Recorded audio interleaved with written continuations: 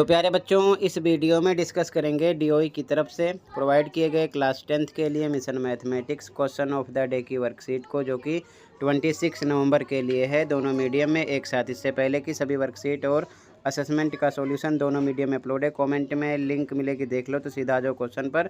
Question है most important, ध्यान से देखो क्वेश्चन को। Okay. A medicine capsule is in the shape of A cylinder with two hemispheres stuck at each of its end. The length of the entire capsule is 14 mm and the diameter of the hemispheres is 5 mm. Find the surface area of the capsule.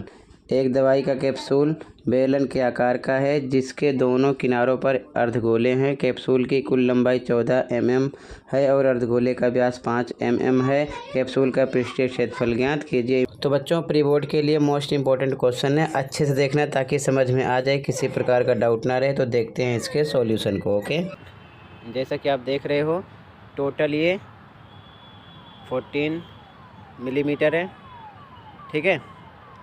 और ये total व्यास हुआ, ये भी same होगा, 5 है। तो यहाँ पर आधा बता रहे हैं, आधा 5/2 यानी 5/2 मतलब कि 2.5 है। ये ध्यान में रखना, रेडियस r हो जाएगी, ठीक है। तो सॉल्यूशन देखो इसका, तो ध्यान से देखो, डायग्राम समझ गए। सबसे पहले बेलन की लंबाई निकालेंगे क्योंकि टोटल पूरा यहाँ से लेकर यहाँ तक 14 है, ठीक है।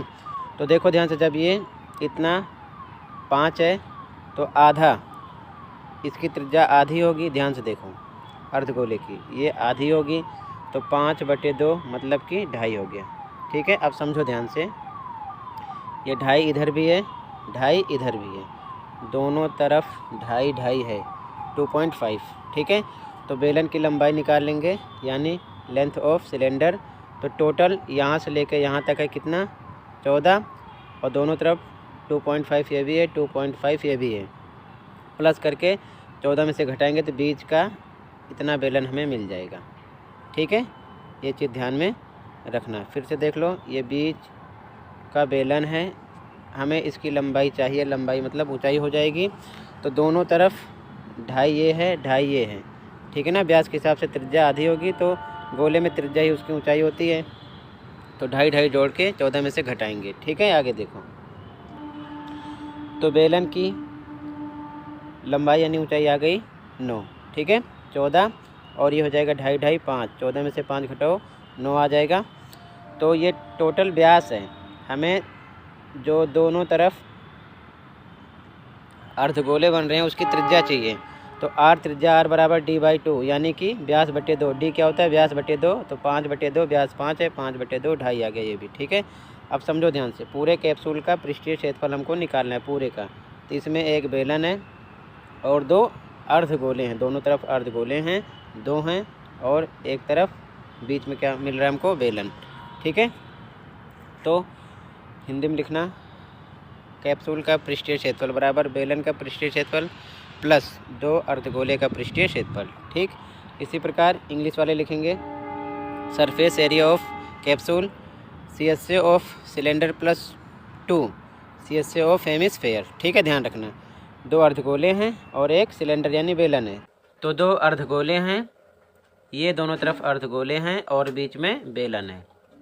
टोटल इनका पृष्ठीय क्षेत्रफल हमें जोड़ना है, तो कैप्सूल का पृष्ठीय क्षेत्रफल आ जाएगा, ठीक है।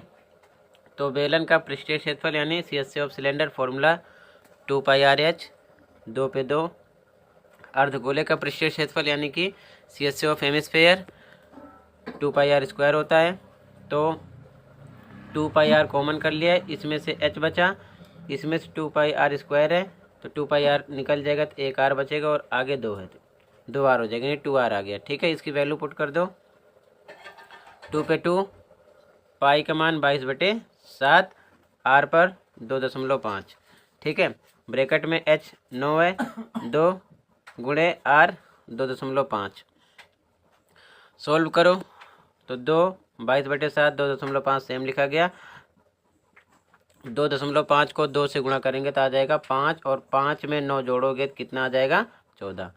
7 से कट करो, 7 एकम 7, 7 दूना 14, बचा क्या, 2 22 2.5 और 2, यहाँ 2 आ गया, नीचे 7 कट चुका है। ठीक है, गुणा कर लो, आ जाएगा 220 mm²। ठीक है, ये आपका आंसर हो जाएगा।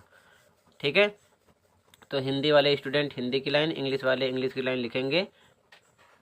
ठीक है, टोटल इतना ही था। कहीं पर डाउट है तो कमेंट कर सकते हो। मिलते हैं अगली वीडियो में। Thank you for watching this video and take care.